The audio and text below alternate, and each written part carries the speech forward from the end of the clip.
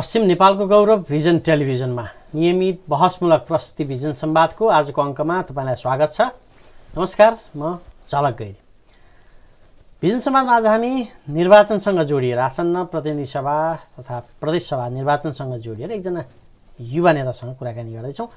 त्यसका लागि नेकपा एमालेका युवा नेता दत्तप्रसाद आचार्य हामीसँग हुनुहुन्छ। उहाँ बाँके क्षेत्र नम्बर 2 को 2 प्रदेश सभाका लागि संयुक्त निर्वाचन परिचालन समितिका सचिव पनि हुनुहुन्छ। स्वागत छ यहाँलाई। धन्यवाद। तपाईलाई हेर्दा लाग्छ तपाईँ दुईटा पार्टीको चुनाव प्रचारमा हुनुहुन्छ। दुईतिर एकातिर सूर्य चिन्ह लागेको छ, अर्कोतिर हँसिया हथौडा लागेको छ। यो कति सहज भइरहेछ यो खालको संयुक्त ढङ्गले निर्वाचन परिचालन गरिरहँदा, प्रचार अभियान चलाइरहँदा? कुराको सुरुवात नै यहाँबाट गर्नु मन लाग्यो तपाईँको यो दुईटा ब्याच देख्दाखेरि। धन्यवाद झलक सर। यो हामीले युवा जमातहरूले पहिला एक किसिमको दबाब दिँदै आएको र आन्तरिक पार्टीहरूमा पनि नेपालका कम्युनिस्ट पार्टीहरू समानान्तर दुईटा कम्युनिस्ट पार्टीहरू समानान्तर रूपमा जान सक्दैनन्। नेपालको कम्युनिस्ट आन्दोलन कमसेकम 66-67% नेपालमा कम्युनिस्टहरूको जनमत छ, तर पनि 30% चाहिँ नि पुँजीवादी पार्टीहरूले सधैँ नेपालमा राज गरिरहने र जनताको मुक्तिको लागि कम्युनिस्ट पार्टीहरू एक ठाउँमा नआएसम्म यसले देशले प्रगति पनि गर्न सक्दैन। हामी समाज जुन कल्पना हामीले जुन हाम्रो सिद्धान्त छ, जुन हाम्रो आइडियोलोजी छ, जुन साम्यवादसम्म पुग्ने समाजवादसम्म पुग्ने आइडियोलोजीलाई पनि एउटा सिङ्गो कम्युनिस्ट आन्दोलन एकीकृत रूपमा नआएसम्म यो हुँदैन भन्ने जुन हाम्रो परिकल्पना थियो, यो धेरै वर्षको अन्तराल पछिको यो मन्थन र धेरै वर्षको चाहिँ नि यो रस्साकसी र यो नेताहरूको बिचको बसाइपछि यो नेपालको जुन असोज 74 असोज 17 गते नेपालमा चाहिँ नि संयुक्त वाम गठबन्धनको एउटा चुनावी मोर्चा बनाउने र सँगसँगै त्यो चुनावी मोर्चाले निर्वाचनपछि नेपालमा सिङ्गो कम्युनिस्ट पार्टी बनाउने जुन अभियान भयो, त्यसलाई हामीले यो असहज भन्दा पनि हामीले जे खोजेको थियौँ त्यो चाहिँ नि आज उपलब्धि भयो। हामीले जे सबै कम्युनिस्ट पार्टीका कार्यकर्ताले नेपालको सिङ्गो कम्युनिस्ट आन्दोलन एक ठाउँमा आउनुपर्छ र यति जनताको नेपालका संसारभरि जे भने पनि नेपालमा नेपाली जनताले आशा भरोसा र यो गार्जियनको रूपमा हेरेको कम्युनिस्ट आन्दोलनलाई यो शीर्ष तहमा नेकपा एमाले र माओवादी केन्द्र बिचमा जुन सम्झौता भयो र पार्टी एकतासहित हुने भयो, त्यसले तुरुन्तै तरङ्गित भएर अहिले नेपालका चाहिँ पार्टी र हामी अहिले निर्वाचनमा तपाईँलाई एउटा दुधमा पानी मिसिए जस्तै भएको छ। कहीँ पत्ता लाग्ने छैन कि को कम्युनिस्ट पार्टीको कार्यकर्ता कतै पनि यो भान छैन कि तपाईँलाई लाग्थ्यो होला कि यतातिर हँसिया हथौडा छ, यतातिर सूर्य छ, यो कसरी हो? तपाईँलाई फिलिङ केही हुन्न भने फिलिङ होइन। हाम्रो हँसिया हथौडा भनेको कम्युनिस्ट पार्टीको चिन्ह हो, सूर्य भनेको हाम्रो निर्वाचन चिन्ह हो। हाम्रो प्राविधिक कारणले मात्रै सूर्य निर्वाचन चिन्ह, किन भन्दाखेरि यो निर्वाचन आयोगले समानुपातिको मतपत्रसहित छापिसकेको अवस्थाले सूर्य एउटै चिन्ह हुन्थ्यो। अहिले सबैलाई तपाईँले प्रश्न गरे जस्तो यो प्रश्न नै तेर्सिन्थेन होला, तर प्राविधिक कारणले सूर्य नभएर हँसिया हथौडा समानुपातिक र कोही प्रत्यक्ष ठाउँमा सूर्य भएको ठाउँ छ। यसले कसरी म्यानेज गर्नुभएको छ? तपाईँ समानुपातिकका लागि त आफ्नो पार्टीका लागि भोट माग्ने होला, अब प्रत्यक्षका लागि जुन निर्वाचन चिन्ह बोकेर उठ्नु भएको छ उहाँको लागि भोट माग्ने होला, त कति सजिलो भएको छ? यो प्र्याक्टिकल कुरा पनि तपाईँ हामीले मतदातामा हामीले दुईटा गरेका छौँ। जुन ठाउँमा जस्तो तपाईँलाई यो बाँके निर्वाचन क्षेत्र प्रदेश नम्बर 2 जहाँ हामी अहिले खमा जहाँ हाम्रो यो चाहिँ अहिले हामीले एक ठाउँ बसेका छौँ, त्यो ठाउँमा अहिले हामीलाई सहज के छ भन्दाखेरि प्रदेश सभामा पनि सूर्यको चिन्ह छ र प्रतिनिधि सभामा पनि सूर्य छ, त्यति गाह्रो छैन। र तल समानुपातिकमा हामीले घर दैलो अभियानमा हाम्रा सबै सूर्यको मत माग्ने र समानुपातिकको लागि अहिले तत्कालको लागि यो टेम्परेरी हो। भोलि हामी दुईटा पार्टी एउटै हुँदैछौँ भनेपछि हाम्रो भावनात्मक के छ भन्दाखेरि हाम्रा कार्यकर्तालाई आफ्नो चाहिँ नि पार्टीलाई समानुपातिकमा भोट माग्ने र हामीले सकिन्छ माओवादीका साथीहरूले पनि सूर्यमा हाल्न सक्नुहुन्छ।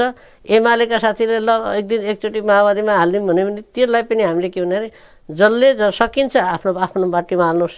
होइन हिजो तपाईँहरू हँसी हथौडा हाल्दै आउनुभएको थियो, एकचोटि सूर्यमा हालेर हेरौँ त भन्नुहुन्छ भने, किन माथि पनि हालिसकेका छौँ तल पनि हाल्छौँ भन्नुहुन्छ भने हामीले त्यसमा पनि बन्देज गरेका छैनौँ।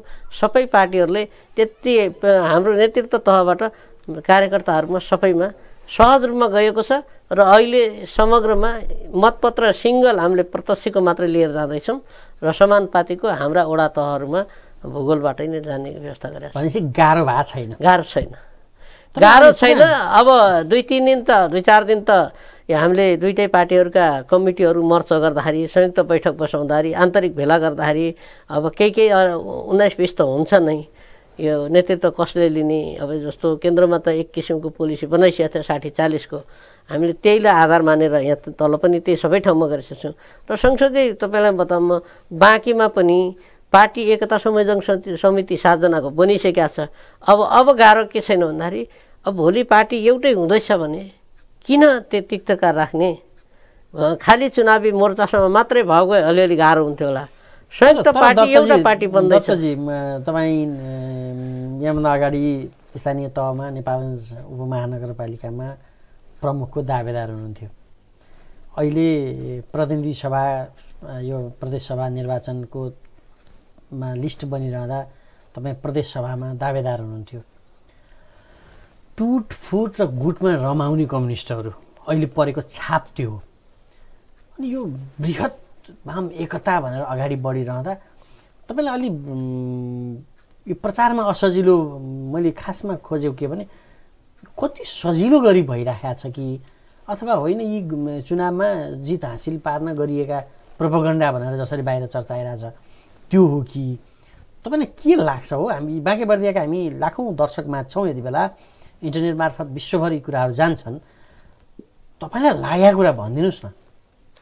म एउटा हेर्नुहोस्, म सुरुमा कम्युनिस्ट आन्दोलनमा किन लाग्यो भन्दाखेरि हिँड्ने क्रममा यो आन्दोलनको क्रममा कहीँ कतै मेरो योग्यता क्षमताले भ्याइन्छ कि भनेर, जस्तो हजुरले भने जस्तै विगतको महानगरपालिकाको म मेयरको पदमा पनि दावेदार गरेँ। पार्टी कार्यकर्ता सम्पूर्ण विश्वासका साथ तपाईँ हुनुपर्छ भनियो, त्यसमा पनि सिफारिस भयो र प्रदेशमा पनि भयो र लास्टमा चाहिँ नि अब पार्टीले दिने पद त एउटै हुन्छ, 3 जनाको सिफारिसमा दिने एउटालाई हो दियो। तर के भन्दाखेरि म यसैका लागि लागेको पनि होइन र भोलिका दिनमा मैले देखेकै लागि भनेर लाग्यो होइन, पदका लागि होइन। हिँड्दै आन्दोलनमा हिँड्दै त्यो आन्दोलनलाई अब कार्यान्वयन गर्ने ठाउँमा सरकारी तहबाट जहाँबाट नीति निर्माण हुनसक्छ त्यो ठाउँमा पुगेपछि सहज रूपमा चाहिँ नि यो जनताको आन्दोलन र जनताका चाहिँ मुक्तिका लागि ती एजेन्डाहरू सहज रूपमा लागू गरिन्छ भनेर त्यो पदमा जान पर्ने पनि, जस्तो सरकार बनाउनु पर्ने, हामी जति कुरा गरे पनि सरकार त बनाउनु पर्ने हुन्छ। सरकार मार्फत नै त्यसका नीति निर्माण र हाम्रा सिद्धान्तहरू लागू हुने, हाम्रा योजनाहरू लागू हुने हुन्छ। त्यसको लागि लाग्यो होला, ल त्यति नै पाइएन, अब म ब्याक भएँ। फेरि पनि यस्ता कम्युनिस्ट आन्दोलनहरू टुटफुट भएर थोरै जस्तो मान्नुहोस् तपाईँले एउटा कुरा भनौँ, एउटा जुन पार्टीमा 10 जना छैन, एउटा मान्छे निरन्तर मेयर भएको छ, मेयरकै उम्मेदवार पनि त्यही छ, सांसदको पनि त्यही छ, प्रदेशको पनि त्यही छ, त्यसको भ्यालु के हुन्छ? हामी एक आम रूपमा कार्यकर्ता मात्रै हुँदा पनि त्यसको गर्व छ र भोलिका दिनमा पनि हामीले यो कतिपयलाई के लाग्न सक्छ भने पद नपाएका कारणले, यिनीहरूकै पदका कारणले यो कम्युनिस्ट आन्दोलन एकता हुँदैन कि भनेर त्यो कतै कुनैमा त्यो लाग्ला। हामी भन्दाखेरि त्यो स्कुलिङबाट आएका हौँ, जुन स्कुलिङबाट हामी यो मुक्तिका लागि लागेका हौँ, हामी यो समाज परिवर्तनका लागि लागेका हौँ, हामी वर्गीय विभेद अन्त्यका लागि लागेका हौँ र हामी यो देशको समृद्धि, स्वाधीनता र यो देशको आत्मरक्षाका लागि लागेका हौँ। कति भयो तपाईँ राजनीतिमा लाग्यो? म 2045 सालबाट लाग्यो। सुरुदेखि नै अखिलको भूमिगत कालमा चाहिँ मैले नेपालगञ्जमा 6 क्लास पढ्दाखेरि नै मैले चाहिँ नि यो अखिलको सदस्यता लिएको।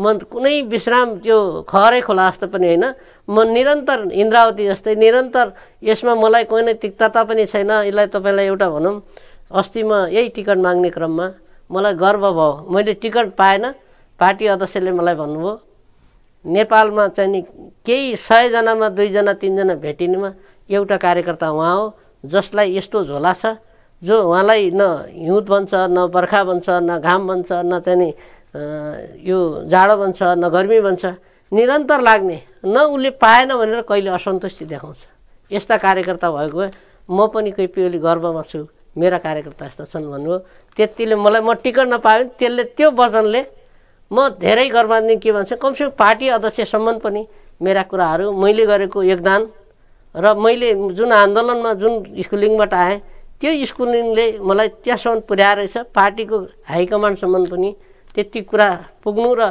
त्यति मूल्याङ्कन हुनु नै टिकट पाउनु त कतिपय कुराहरू के हुन्छ भन्दाखेरि यो संसदीय मोर्चा हो जित्नका लागि जातीय वर्गीय लिङ्गीय त्यसलाई हेर्न पनि पर्ने हुन्छ तर समग्र पार्टी सञ्चालनमा त हामी जस्ता मान्छेहरूले धेरै ठाउँमा लोभ देखायौँ भने त्यसले त्यो आन्दोलन पुरा पनि हुँदैन त्यो कुराले तपाईँ निराश हुनुहुन्न छैन म निराश भएको भए तपाईँलाई भनौँ म निराश भएको भए अघिल्लो चाहिँ म उपमहानगरपालिकाको निर्वाचनमा पनि प्रचार विभागको प्रमुख भएर मैले हाँकेकै हो र अहिले पनि म संयुक्त चाहिँ वाम गठबन्धनको प्रदेशको सचिव भएर हाँकेको छु अहिलेसम्म लाग्छ मैले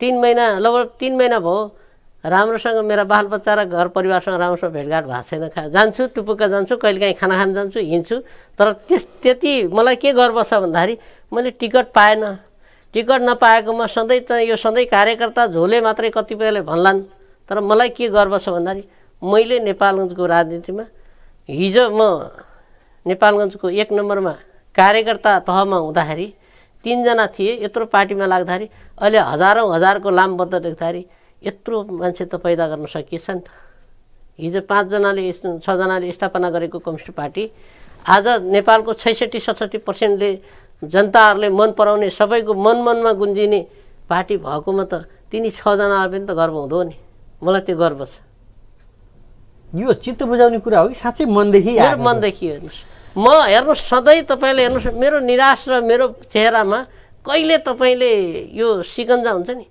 यो कहिले पनि निराश हेर्नुहुन्न म पार्टीको लागि कहीँ पनि यो आन्दोलनको लागि कहीँ पनि जहिले पनि हाँसेको देख्नुहुन्छ कहीँ निराशको तपाईले छाप देख्नुहुन्न तपाईँ ती मान्छेलाई के भन्नुहुन्छ जो टिकट दाबी गरे विभिन्न प्रोपोगन्डा गरे टिकट पाएनन् नपाएपछि अब पार्टीलाई गाली गर्दै पार्टी छोड्ने या विभिन्न अरू नाम र चाहिँ दलमा प्रवेश गर्ने अथवा पार्टीलाई असहयोग गरेर निराश भएर घरमा बस्ने म तिनी मान्छेलाई के भन्छु भन्दाखेरि जसले मैले अघि नै भने तिनीले एक त यो आन्दोलनै बुझेनन् यो कम्युनिस्ट चाहिँ नि आन्दोलन पनि बुझेनन् यो सिद्धान्तलाई पनि अंगीकार गरेनन् यो स्कुलिङबाट पनि आएनन् उनी खाली के भयो भन्दाखेरि केही स्वार्थका लागि केही समयका लागि कोही उमेरले आयो होलान् कोही अलिकति पेशाका आधारले आयो होलान् कसरी ट्याप्प कोही चाहिँ यसो टोचनका आधारले आयो होलान् तर निरन्तर यो आन्दोलन यो स्कुलिङ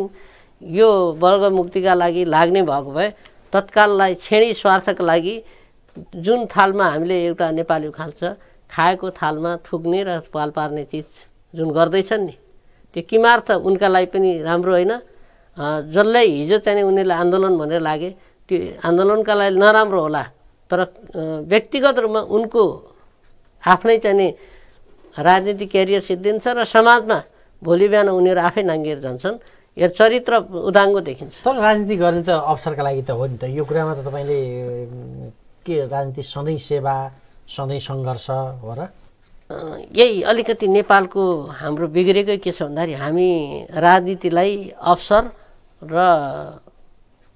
अवसरका लागि एउटा अनि स्वार्थका लागि एउटा यो जुन चाहिँ नि स्वार्थ र अवसरका रूपमा मात्रै प्रयोग गरियो र नेपालको राजनीति अहिले धुमलिएको कारण पनि यही हो सेवा राजनीतिलाई पेशा बनाइयो यो पेशा नभएर यसलाई सेवाका भावमा म सेवा गर्दैछु तपाईलाई धेरै चाहिँ नि केही चाहिँ धनाढ्य मान्छेहरू जसले सेवा गर्न नपाएर लायन्स क्लबहरू जस्ता चाहिँ सङ्घ संस्थाहरू त्यस्ता खोजेका छन् जसले पैसा हालेर पनि सेवा गर्दैछन् भनेपछि तपाईलाई यो राजनीतिमा पैसा कमसेकम प्रत्यक्ष डेली डोनेसन नगरे पनि प्रत्यक्ष जनताको बिचमा तपाईले कमसेकम उनका दुःख सुखमा चाहिँ हिँडिदिने, उनका दुःख सुखमा चाहिँ उ गरिदिने, उनको मुक्तिको लागि हिँडिदिने, त्यो कमसेकम गर्व गर्ने के हो भन्दाखेरि सेवाको भावनाले हिँडिएको भए नेपालको राजनीति, नेपालको चाहिँ आन्दोलन सायद यति विभिन्न 10-10 वर्षमा आन्दोलन गरेर परिवर्तन गर्नुपर्ने थिएन होला।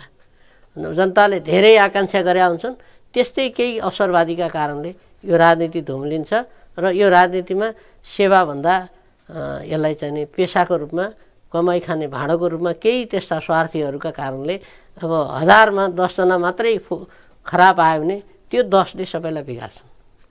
यो कुरा तपाईँले युवाहरूमा, तपाईँ युवाहरूको प्रतिनिधित्व पनि गर्नुहुन्छ, युवाहरू बीच राजनीतिप्रतिको वितृष्णा आयो, अवसर जति सबै अलि उमेर पाएको उमेर भएकाहरूले मात्रै पाउन थाले, सङ्घर्षका नाममा, योगदान र लगानीका नाममा बुढा पुरानाहरूले मात्रै यस्ता खालका अवसरहरू पाउने भएर युवाहरू चाहिँ कहिले पनि निर्णायक ठाउँमा पुग्न सकेनन् भनेर गरेको गुनासोसँग यो अवसर र स्वार्थप्रतिको मोह या त्यो अपेक्षा होइन भनेर तपाईँले कसरी भन्ने यो कुरालाई?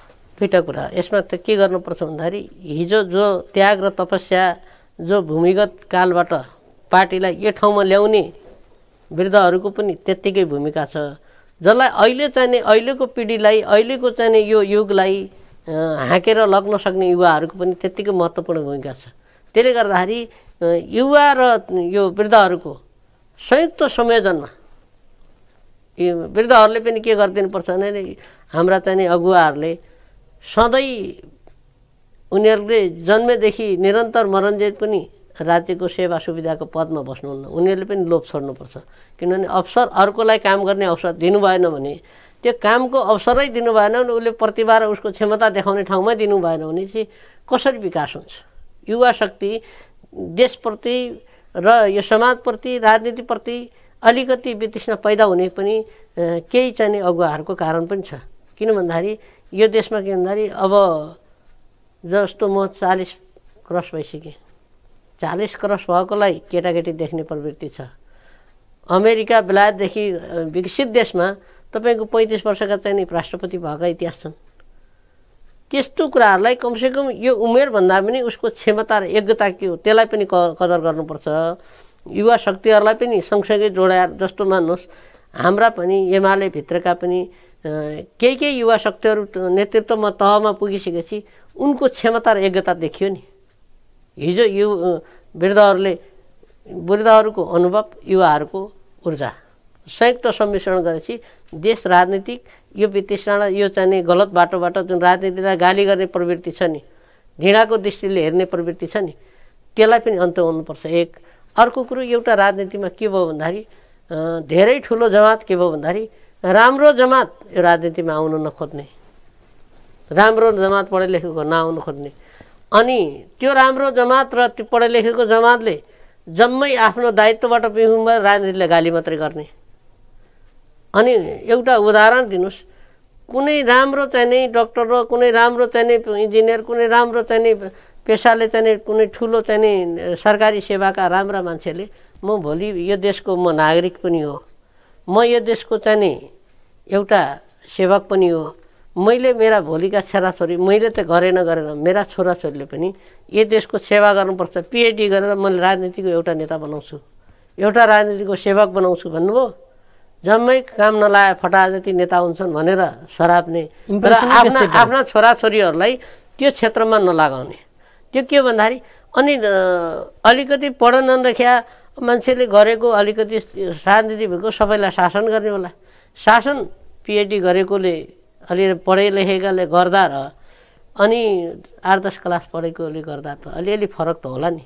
उसले संविधान बुझ्ला, कानुन बुझ्ला भन्न खोज्या, यो नपढे लेखेकाले पनि राजनीति गर्नुहुन्न भन्न खोज्या नि कि कमसेकम राम्राहरू पढे लेखेकाले पनि त्यो ठाउँमा आइदिएको भए जुन बाहिरबाट जुन गाली गर्ने प्रवृत्ति छ नि, त्यो गाली गर्ने प्रवृत्ति जसले गर्दैछन् तिनीहरू आफ्नो दायित्वबाट विमुख छन् कि छैनन्? तर यो कुरा किन यो अवस्थाको सिर्जना भयो कि त्यस खालका युवाहरू, त्यस खालका बुद्धिजीवीहरू राजनीतिप्रति वितृष्णा जाग्नुपर्ने अवस्था आयो? यसमा त तपाईँहरूकै दोष होला नि त। राजनीतिमा लागेका, राजनीति गरिरहेकाहरूले त्यो खालको आकर्षण, त्यो खालको क्षमता प्रदर्शन गर्न नसकेर, त्यो खालको अवसर र त्यो खालको गति मुलुकलाई दिन नसकेर होला नि त।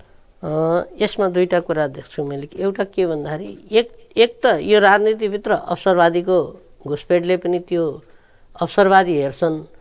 हिजो अवसरवादीहरू जो निरन्तर राजनीतिमा लागेका छन्, कुनै अवसर पाउनु पर्यो भने तिनी निरन्तर लागेका इमान्दार कार्यकर्ताहरू बाहिर जाने र अवसरका लागि टप्प आउने, उनीहरूले अवसर टिप्ने र उनीहरू अवसरमा मात्रै काम गर्ने। फेरि उनीहरूले जे सैद्धान्तिक रूपले स्कुलिङबाट आएका चाहिँ कार्यकर्ता जस्तो उनले गर्दैनन्, आफ्नो अवसर र आफ्नो स्वार्थका लागि काम गरे हुन्छन्। त्यसले गर्दा पनि त्यो जमातले एउटा चाहिँ घृणा गर्छ।